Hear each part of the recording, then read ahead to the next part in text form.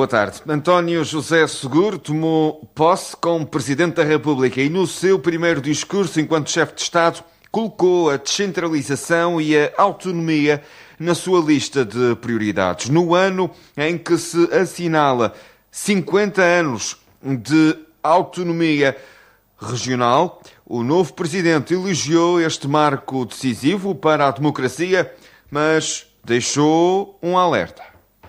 O poder local democrático e as autonomias regionais que este ano celebram 50 anos de existência. Um marco incontornável na consolidação da democracia portuguesa. A criação e a afirmação das autarquias e das autonomias insulares representam um passo decisivo na aproximação das decisões políticas às populações, na valorização dos territórios e na promoção de um desenvolvimento mais participado. Contudo, apesar deste contributo inegável, os resultados alcançados revelam que Portugal continua a apresentar desequilíbrios regionais significativos. O caminho da descentralização e da valorização dos territórios merece reflexão e decisões futuras. Presidente da República que traçou um retrato duro da realidade nacional, sem rodeios, elencou as falhas estruturais que bloqueiam o país. Portugal enfrenta desafios estruturais que se arrastam há tempo demais. Crescimento económico insuficiente, economia baseada em baixos salários, desigualdades persistentes, pobreza constante, envelhecimento demográfico, morosidade na justiça, burocracias públicas, dificuldades no acesso à saúde e à habitação, falta de mão de obra, escassez de oportunidades para os mais jovens, insegurança para os mais idosos, desconfiança nas instituições e na política. Infelizmente, uma enumeração demasiado longa e pesada.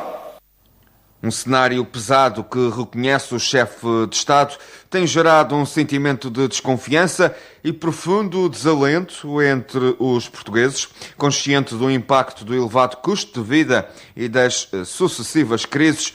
António José Seguro assumiu um tom mobilizador, pedindo ao país que recupere o sentido de comunidade e união. Sei que há muito sofrimento e desalento.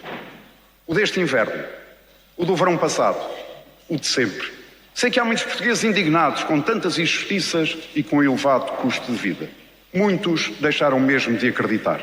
Trago-vos uma palavra de esperança. Acreditem em Portugal. Na minha visão de Portugal, todos contam e cada um tem um papel a desempenhar.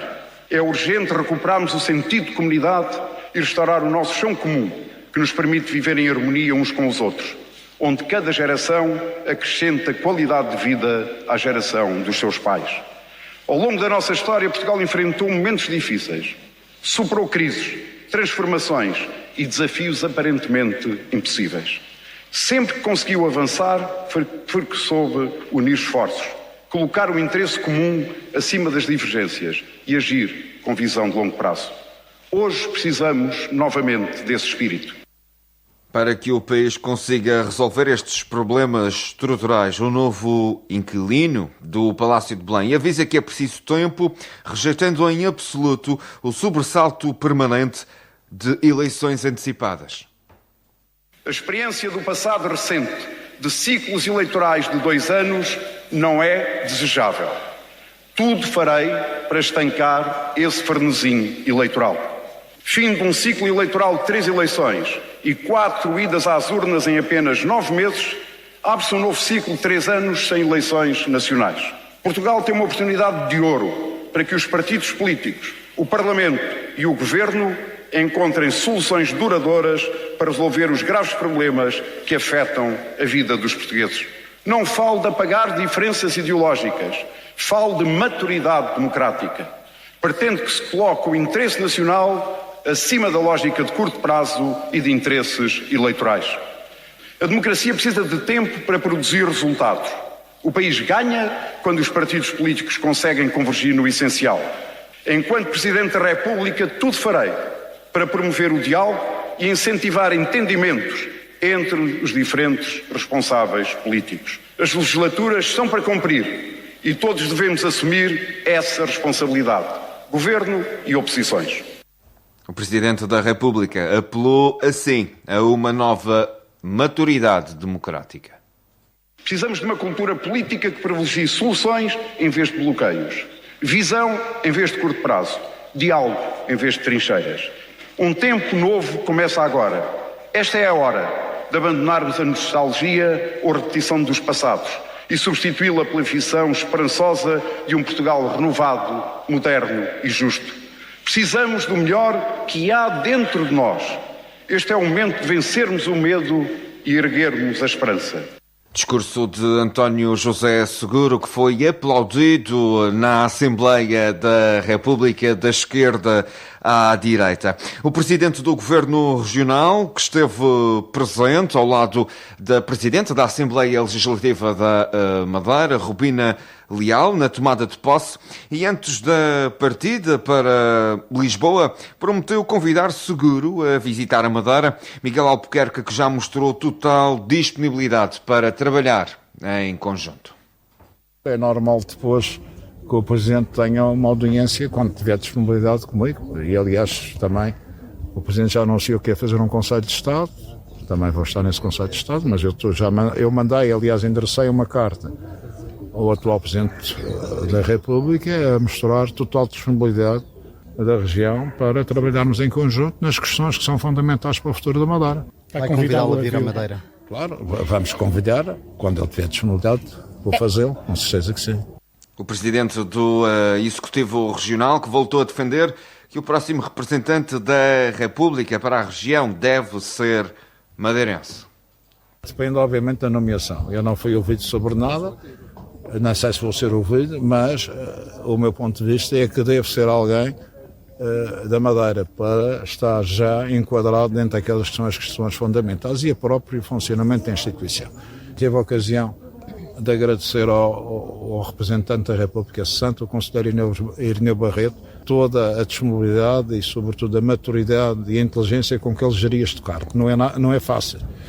Ele conseguia gerir o cargo durante todos estes anos, com sentido de equilíbrio, com prudência, com salvaguarda sempre de um bom relacionamento institucional com os órgãos de governo próprio, e acho que eu próprio tive a ocasião de lhe agradecer pessoalmente o trabalho que ele desenvolveu. É um homem da Madeira, conhece a realidade da Madeira e isso, conhecendo essa realidade, evita muitos problemas. O governante enfatizou que a sua opinião sobre a escolha é pública e que o alinhamento entre conhecimento local e preservação de boas relações institucionais é fundamental.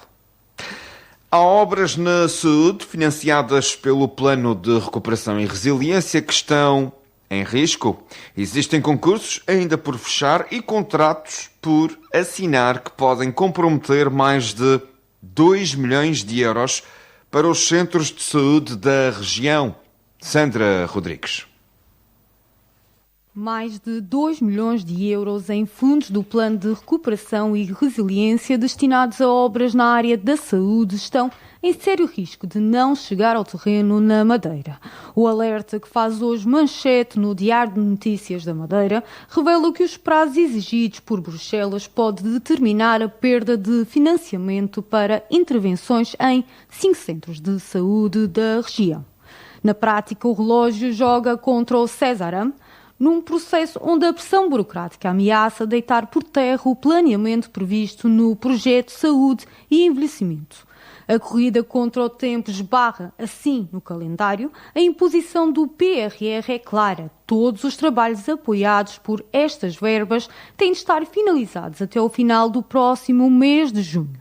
Para tentar cumprir a meta, o Cesaram lançou 5 concursos públicos nos últimos 2 meses, focados na melhoria dos cuidados primários.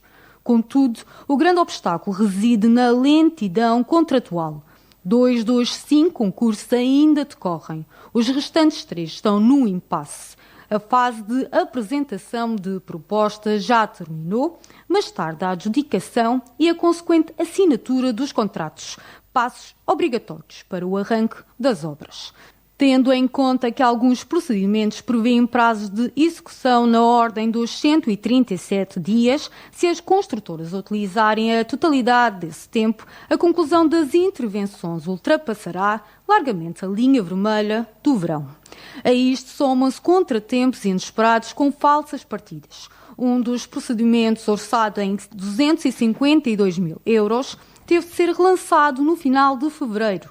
A anulação do concurso original, aberto em janeiro, deveu-se à falta de alvarás exigidos ao concorrente, empurrando a nova fase de recepção de proposta para 11 de março. Os atrasos e a falta de capacidade de resposta do mercado já deixaram problemas irreversíveis neste plano de modernização.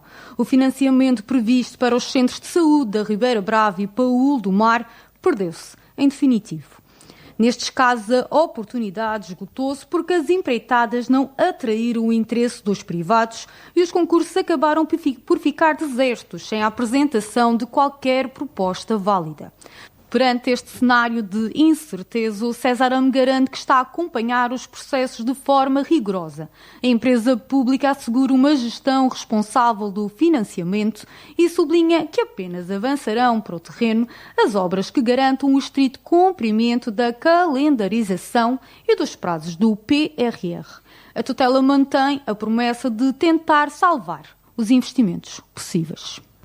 Obras na saúde financiadas pelo PRR que estão em risco. É um tema que faz hoje manchete no Diário de Notícias da Madeira. No desporto, o Marítimo venceu ontem o Futebol Clube do Porto B por 2-1 e reforçou a sua liderança na segunda Liga, continuando assim a ser um dos principais sérios candidatos ao título, bem como à tão desejada subida ao escalão maior do futebol português. Para o treinador Miguel Moita, a vitória foi justíssima. Fizemos uma primeira parte muito boa. Penso que foi desde que esta equipa técnica chegou uma das melhores primeiras partes, porque criamos muitas situações, tivemos muito volume de jogo no terço do adversário, conseguimos controlar bem estrategicamente, tanto no momento ofensivo, porque ocupamos bem os espaços, e no momento defensivo, tirando uma ou outra situação, que o Porto também, com a qualidade que tem, nos criou algumas dificuldades, mas num cômputo geral, eu creio que sim, que foi principalmente a primeira parte, acabou por ser muito boa. Depois a segunda parte o Porto também acabou por crescer um pouco, teve ali uma situação de golo iminente, que não aconteceu, mas nós fizemos o primeiro golo na primeira parte, fizemos também na segunda, num momento importante, o 2-0, e depois tivemos ali também uma contrariedade ou outra, que tivemos que fazer alterações. E pronto, nos últimos minutos o Porto teve ali um pouco por cima, mas sem dúvida que foi uma vitória justíssima da nossa parte. Miguel Moita considera que após o desaire em Viseu era importante mostrar superioridade e dar boa resposta.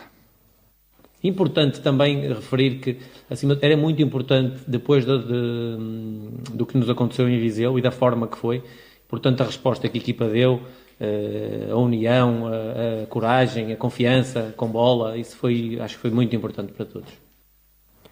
Carlos Daniel e Adrián Budska fizeram os golos dos verde-rubros numa partida onde voltaram a estar mais de 9.000 adeptos no Caldeirão, uma prova de confiança que a equipa agradece e tenta retribuir.